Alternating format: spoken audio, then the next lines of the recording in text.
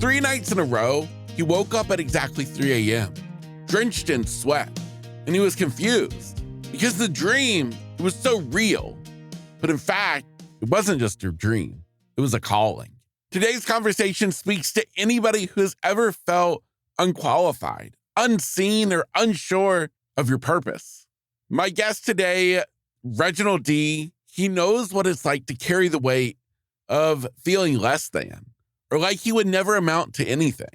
But fortunately, he also knows what it feels like to finally understand that God had other plans, bigger plans for him than he ever could have realized.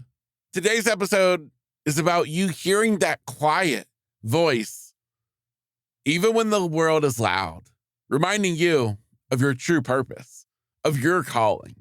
So if you could use the story to inspire you, to motivate you, to remind you that, my friend, it's not over till it's over, then that is today's interview with Reginald D. So if you're in a season of waiting, of wondering if it's all worth it, wondering what lies next for you, well, today's conversation is going to remind you that one thing is for certain. Nothing from your past disqualifies your future. So my friend, let's go ahead and dive into my conversation with Reginald D, because I promise you, today's conversation is going to move you. My name is Kevin Lowe. I am your host, and today is episode 406 of Grit, Grace, and Inspiration. Yeah, I got grit, grace, and inspiration on my mind. What is going on? And welcome back to Grit, Grace, and Inspiration.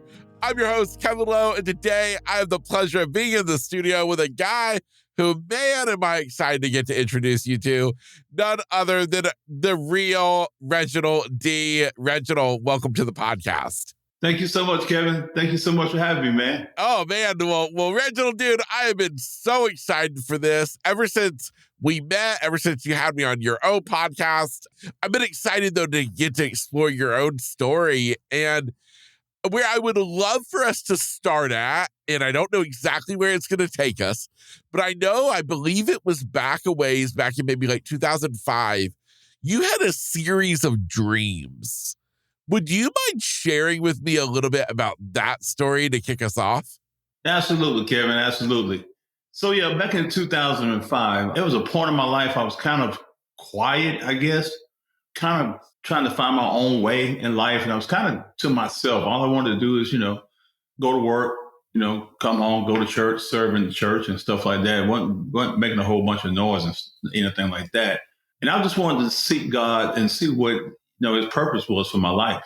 And, I had to get quiet, I felt, to do that.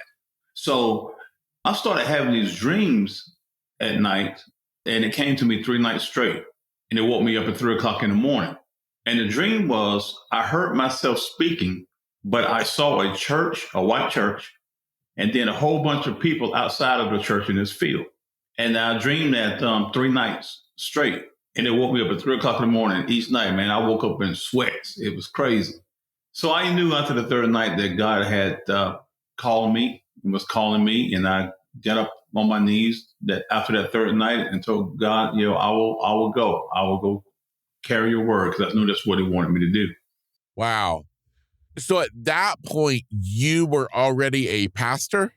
No, at that point, I was just going to church. I wasn't a pastor or anything like that. So after I went and talked to my grandfather, told him about my dreams, and then my cousin, he was actually pastoring the church my grandfather started.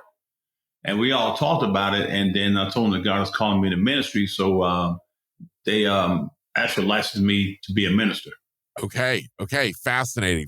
Well, speaking about family, let's back up in your story a little bit and give me a kind of an idea. Where exactly did you even grow up at? And I mean, I guess the big kind of picture here, tying it back together is I'm kind of curious what led you kind of on this path of wanting to get into ministry. Well, the thing about it, I grew up in Greenville, South Carolina.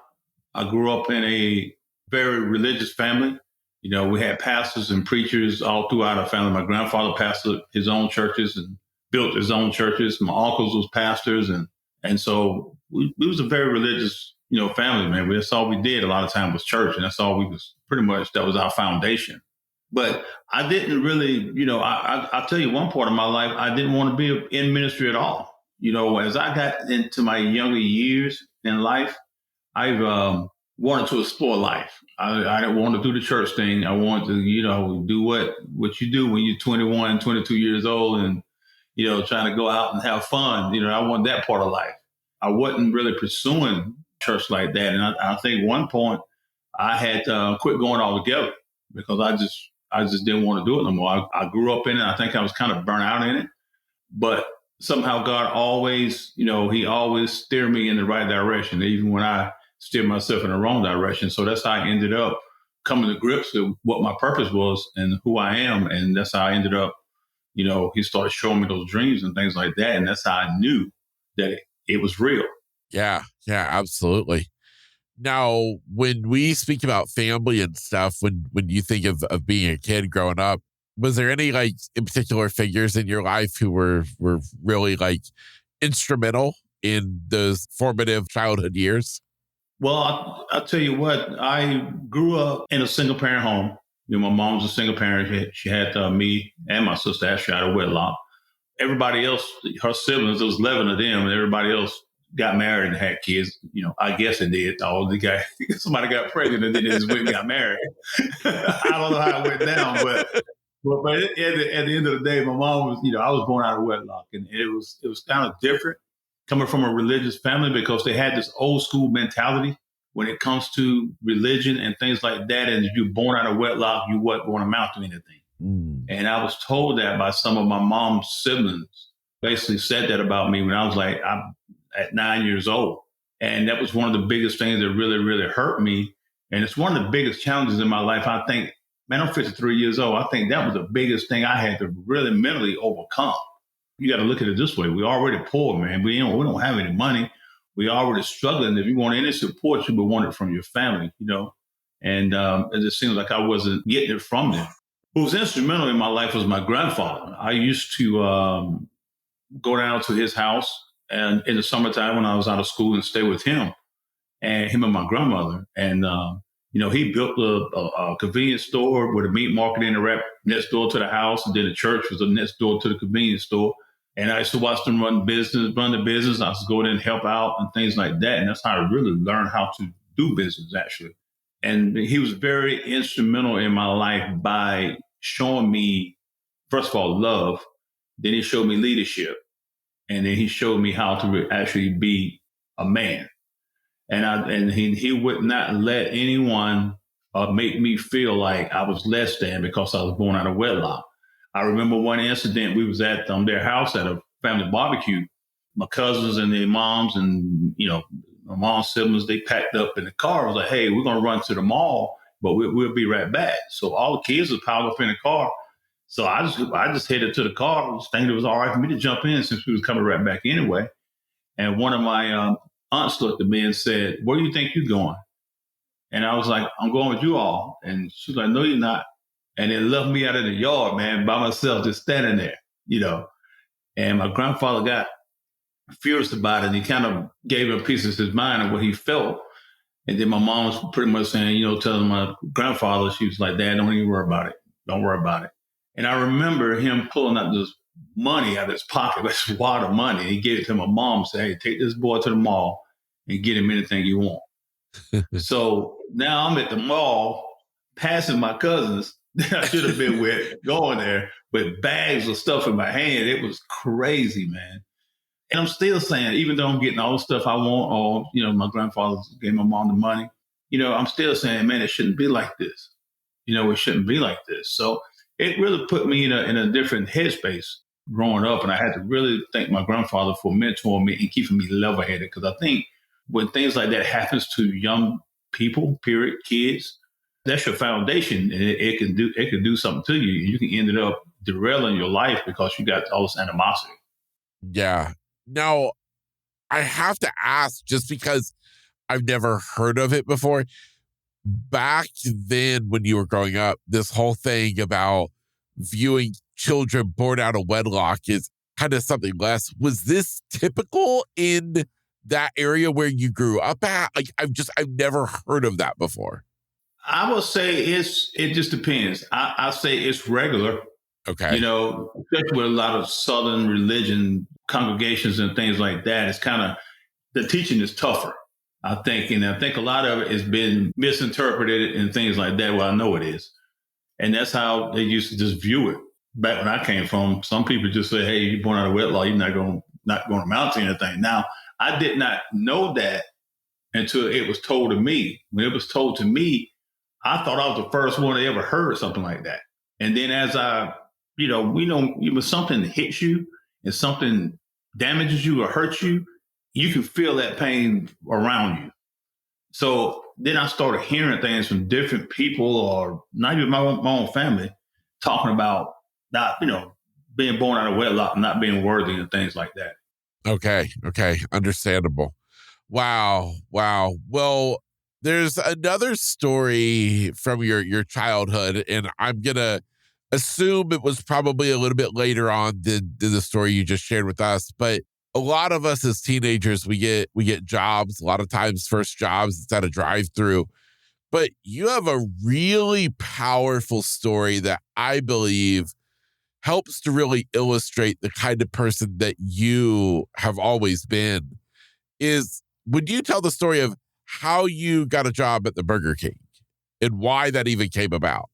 Absolutely, Kevin. Absolutely.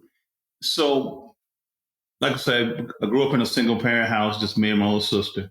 One day, my mom came home from work and she cooked dinner and she fixed our plates and put the plates on the table, and we came to eat. And I noticed there's only like 2 pieces of chicken there. And I was like, I was going to forfeit mine if that's what I had to do. And I asked my mom, I said, Mom, you're not going to eat? She said, no, I just cooked enough for you and your sister. She said, I'm not hungry. I had a big lunch today, which I knew it was a lie. We just didn't have enough food.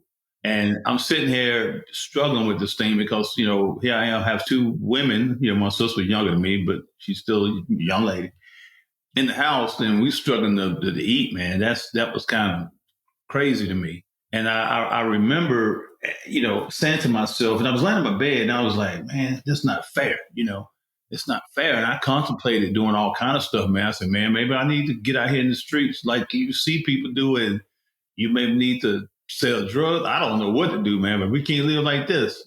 That's just the way I was feeling about it. But and I'm glad I didn't go down that road because, God gives us common sense, and he gives us the ability to create what we need for our lives without doing it the wrong way. So we ended up going to Burger King one day, and we really didn't get Burger King, probably every 4 or 5 months. That's like our treat, like on a Friday night when mom would get a little extra cash from something. So we go to Burger King and we're standing in line, and I saw the manager was talking to my mom, and I kind of picked up that he had the hots for my mom, right? So I looked at him. I said, hey, man, I said, I need a job.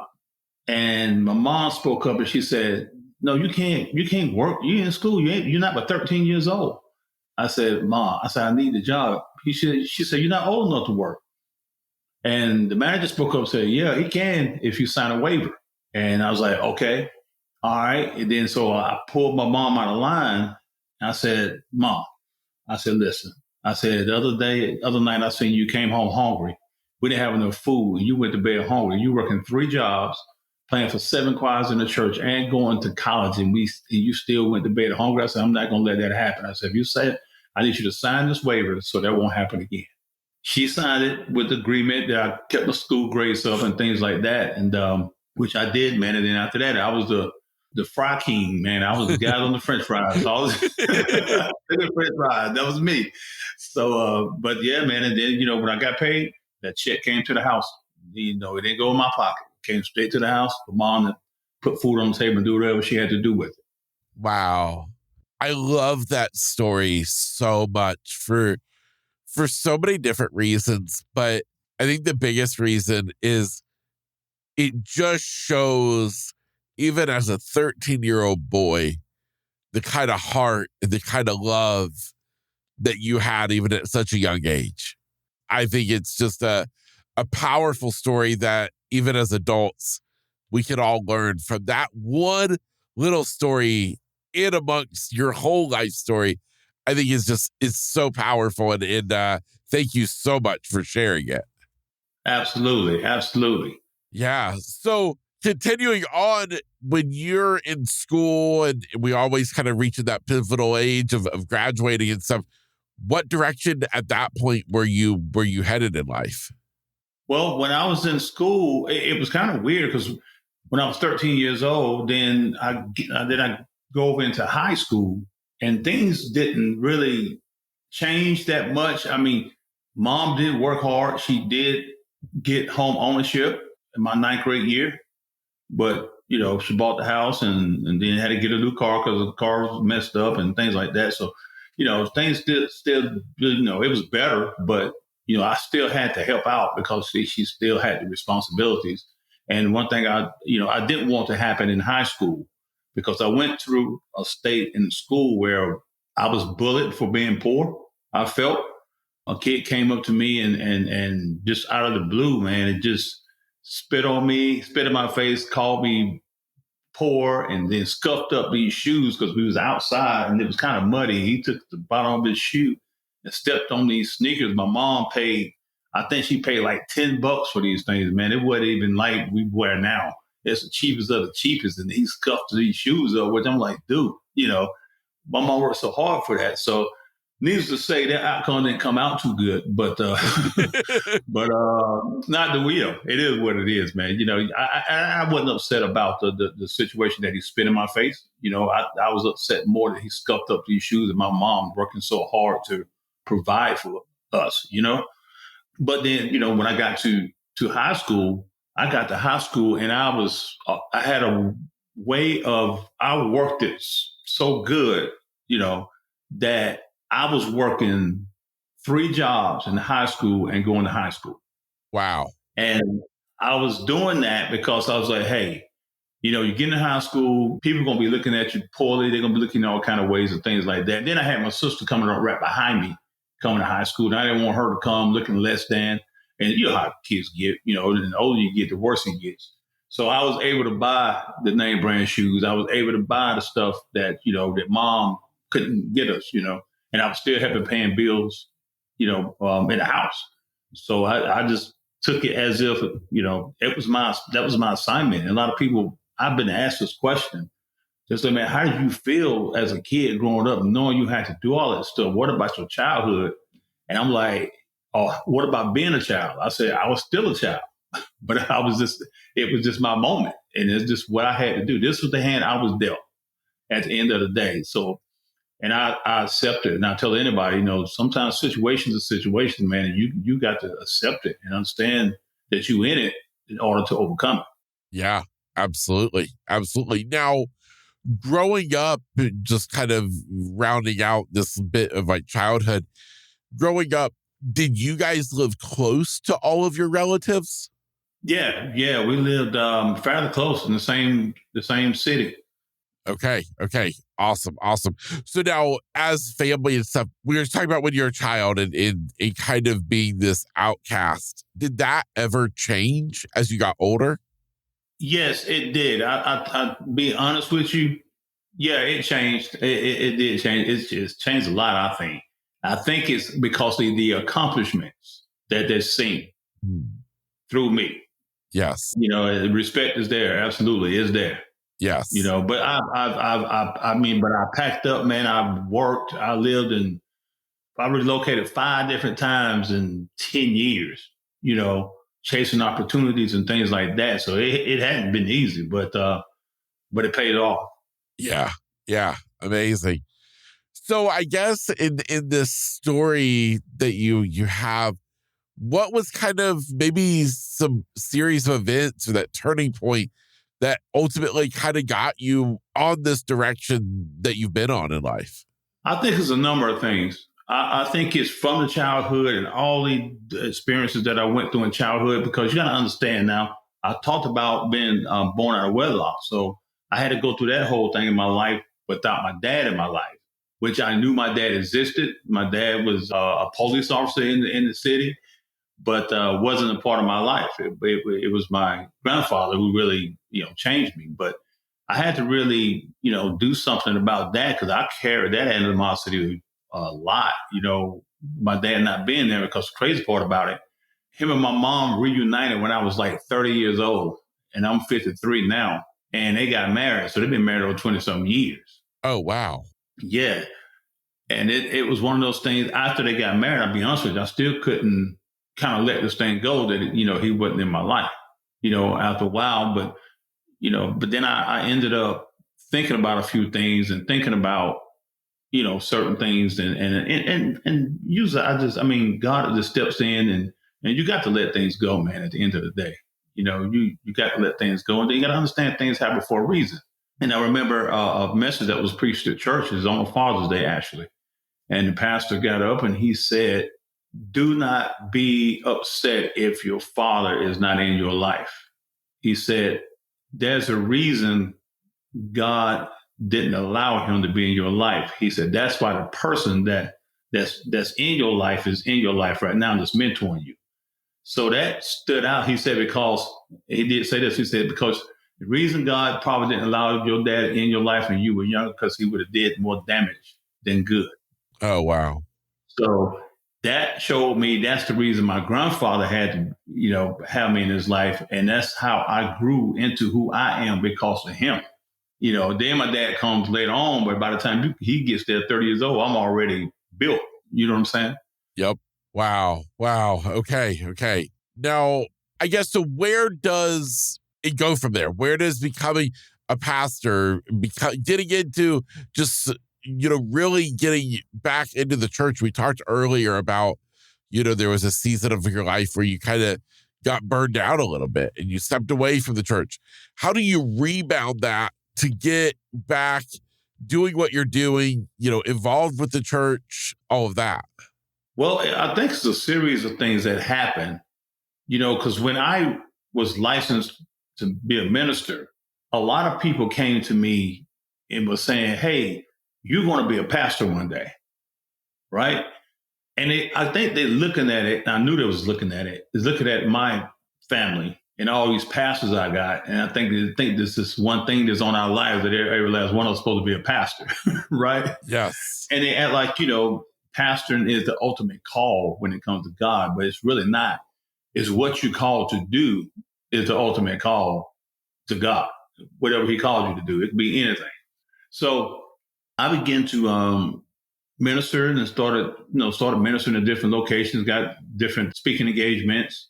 And I went to one church and I spoke there. Then I got a call the next day from the board, and it was like, we're looking for a pastor. Would you think about being our pastor? And I was like, yeah, I said, I would. So the guy said, well, let me call you back. And then he said, let me work some stuff out. So he did whatever he needed to do. Then he called me back and he said, yeah, they on board with you being the pastor, but they got one question. And I was like, what's that? He said, are you married? I said, no, I'm not married. He said, well, you can't be our pastor. Yeah. So that's another religious mindset kind of stuff of, one of those things. And it happened to me again at another church. They asked me to be their pastor, and they found out I wasn't married. They said, no, you can't be our pastor. Now, at this point, I'm like, okay, God, I'm being obedient to what you want me to do. But what was playing back in my mind at 9 years old, saying you weren't going to be amount to nothing, basically you ain't good enough, and that's what I'm thinking, am I just not good enough? Because whatever, maybe this born out of wedlock thing is really some kind of curse on me. I don't know. I don't know why doors being shut in my face when I'm trying to walk into what he has for me. So I'm gonna tell you how amazing God is. He's gonna end up showing you one day. When you start doubting yourself, he'll show you. So I got another call to go speak at this church after I was fed up. And I went to speak. And that night, when I went home, about 10 o'clock that night, that pastor called me. And I don't even, this is my first time ever at this church. That pastor called and he said that his congregation received me so well that he was willing to step down and give me his church. Wow. So that was confirmation right there. God was like, yo, see, I'm telling you, you better than good. You're good enough for this thing. I didn't accept it because I was just like, no, I'm just burnt out with it and things like that. But God was just trying to show me that when I thought that I wasn't good enough, he was like, yo, see, I told you, you good enough. The man want to give you his whole church. So he said he probably need to talk to the congregation about it. Yeah. Wow. So yeah, that was one of the things. So what I did, I just started assisting my home church, and I was over the outreach ministry in my home church, and we did a lot of outreach work, man. It was amazing to me how effective we were in the community. And we just started going, downtown into the streets and started talking to people, ministering to people. We weren't pushing God and religion on people. We were just hanging out, We just these church guys, man. We just hanging out. We eating hot dogs, we eating hamburgers with everybody. We don't want nothing. You know what I'm saying? We just want to hang out. So we started doing that, and I ended up a couple guys came to church with me one Sunday. I picked them up in an old 89 Buick Park Avenue. It's like two of them. I was like, man, I already know this thing gonna make it to church or not. We're gonna try. But we ended up kept hitting the streets, man. And I think within a month, we had this, I think it was the 16 passenger van, church van that we had. We ended up packing that thing out, within a month's time and bringing people to church and then, hanging out with them at the church and going out to eat and things like that. And then I think within 2 to 3 months, we had this old church bus that somebody donated to the church. Nobody never drove this bus for no reason whatsoever. It's been sitting back there in the woods for like years. And we was like, man, we was making more than one trip in this van picking people up. I'm like, man, we're going to run out of time to even get church to be over by the time we get finished calling people back and forth. So we got this bus, man. We pulled the bus out. We got the keys to the bus. And I was like, man, we got to find somebody who can get this thing started.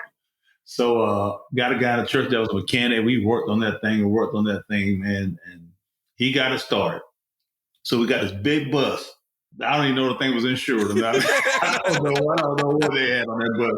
But we got the bus running, man. And then we ended up going downtown picking up people. And it was like 56 passenger bus, man. We were just packing that bus out every Sunday for church. And then, we ended up ministering at this transitional housing where people come out of prison or they come out of addiction centers or whatever like that and kind of live on their own in this motel that they're paying wazoo money to live there, but they don't have a stove, they don't have an oven, anything like that. You got to fend for yourself with the grills they got outside. And I was like, man, we started basically pouring into these guys like, hey, man, you already on your own. I don't know why you giving these people all your money.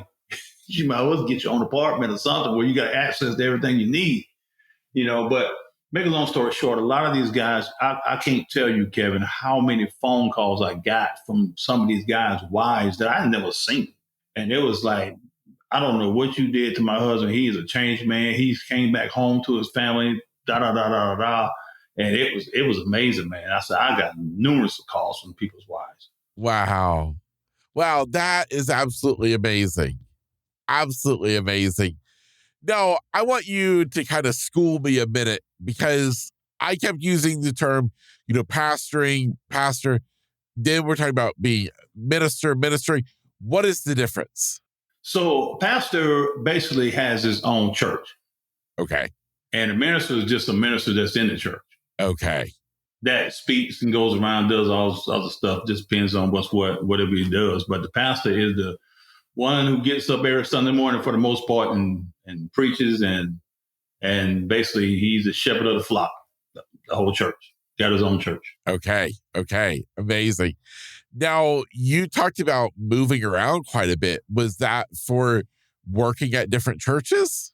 No, that was just working at this company that I was working for. Okay.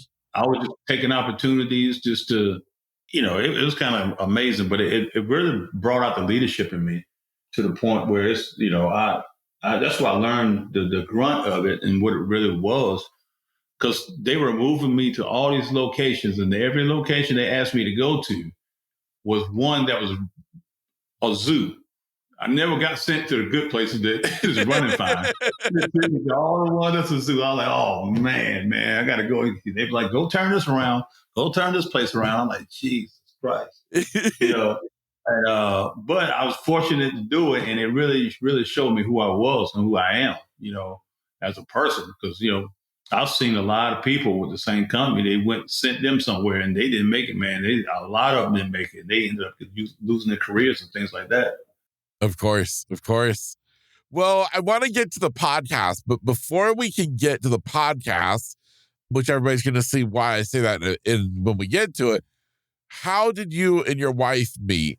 And what is the kind of the story in that relationship? Well, it's funny. I met my wife at a barbecue. Where every good relationship begins. That's it. I met her at a barbecue back in, I think, around 2015.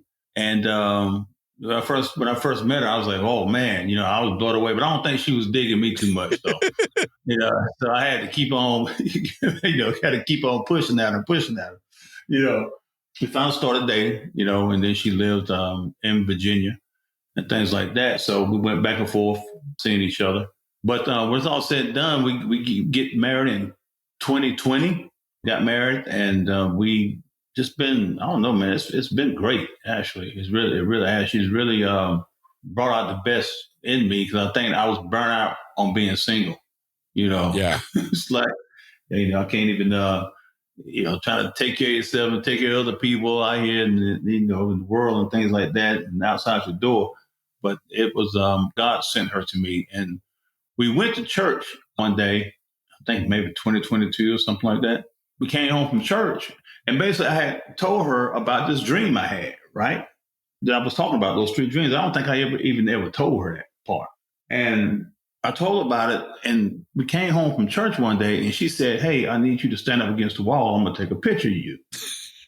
And I was like, huh? I was like, mugshot? What's going on here? So she took this picture, and she said, you're about to start a podcast. And I was like, what is a podcast? I mean, I heard of them, but I don't really know what these things are. But I was like, okay, this is what we're doing, right? Man, we started this podcast, Real Talk with Reginald D. And once we started it, man, God has really blessed it.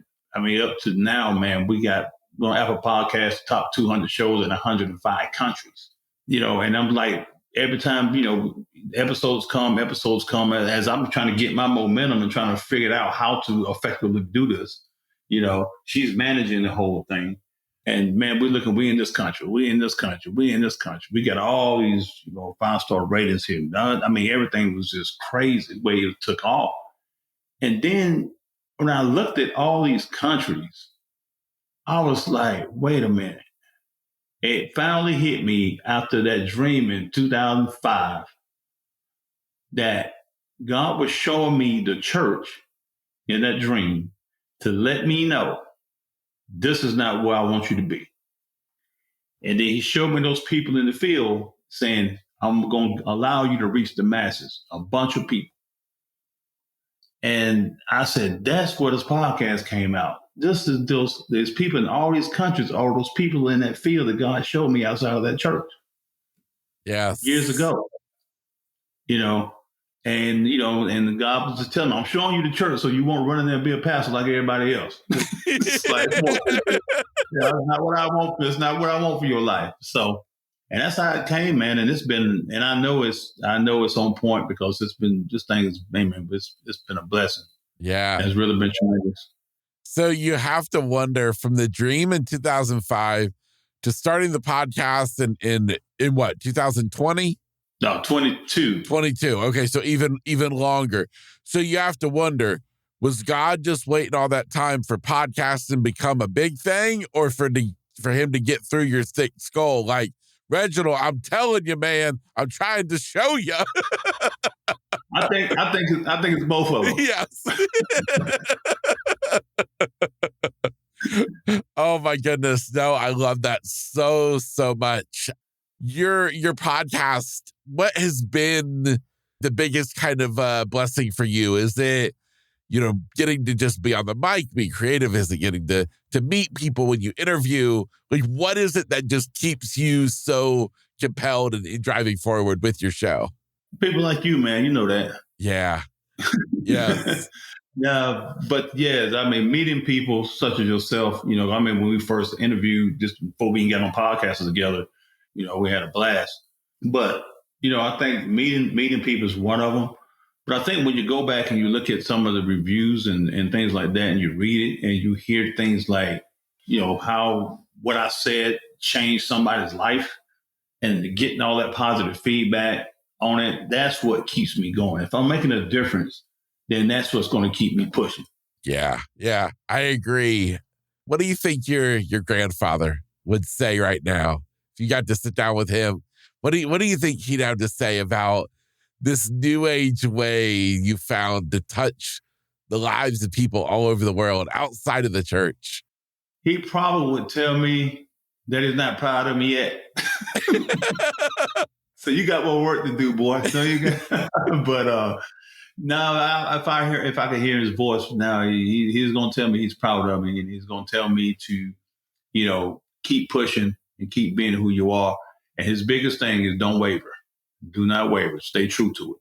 Yeah.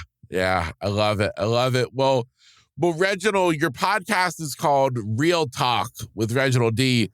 For you, what does that mean when we talk about the real talk? Well, real talk is basically real talk. And the crazy part about it, when I talk, a lot of this stuff is just my life, man. It's my experiences and what I had to go through, just like, when it says, I was told I won't amount to anything, and I try to tell people you're never meant to be defined by someone else's doubt for you at the end of the day. Those words were seeds of fear, but you got the power to grow faith through. You can go through this whole thing when things like this happen. So I just kind of speaking to, my life experiences, and because it's been ups, it's been downs, it's been all the stuff, and it's been it's been a ride. So with Real Talk Reggie today, I try not to sugarcoat something, and I show enough not try to put something in the atmosphere that's not achievable. Because I don't want to let anybody down, somebody feel like they're let down or not good enough in life and stuff like that. It's going to take a little effort. That's all, and a little faith. Yeah, absolutely. I love it. Well, Reginald, what is next for you? What's on the horizon? What are you working on? And most importantly, where can people stay connected with you? Well, one of the things we're working on is actually still, the podcast is, like I said, it has great momentum, and we're just going to try to keep it going and try to enhance a few things with it. The biggest thing that I'm trying to achieve right now, we can get some momentum with it, is the motivational speaking side of it, to go around and do some motivational speaking and things like that to connect with it. But other than that, it's just to, keep reaching people, keep doing what we're doing, and keep being creative. That's the biggest thing. Just keep being creative. Everything doesn't come to you every day. I'll be thinking one thing today, and then by Friday, something will blow me away, and I'm like, oh man, we got to try this. So just being open to what God has for me, and keep pushing and keep going and see what the end is going to be. As far as the podcast, Real Talk with Reginald D, you can, you're on the podcast, you can go to Apple Podcasts, Spotify, or any podcast network. Social media, Facebook, Instagram, TikTok, YouTube. Just put in Real Talk with Reginald D, and it'll pop up. Yeah, fantastic. Now, what about if somebody was interested in learning about you, about hiring you as a speaker? Do we have a website or somewhere we can send them? Yeah, you can go to www.realtalkwithreginald D. Easy enough. Well, I will be sure, for anybody interested, all the links to the podcast, the website, all the places are in the show notes. Reginald, man, you are such a blessing. You're such a amazing guy who I am so grateful that we got connected with one another. And I thank you so much for being here today. Well, thank you so much, Kevin. Bless you, brother. Thank you. And for you listening today, my hope is that you heard something today that can be an impact on your life. There were so many words of wisdom left to us by simply Reginald sharing his story. Maybe it's a dream that God gave you that maybe you forgot about. maybe it's time to think back, think a little bit bigger, think a little bit better, and also remember that we always want things to happen yesterday. We want it today. Sometimes, though, in God's time, which is the right time, it just takes a little bit. It's just up to us to stay faithful and to keep walking the walk, doing the thing. I'm your host, Kevin Lowe, and this, of course, was another episode of Grit, Grace, and Inspiration.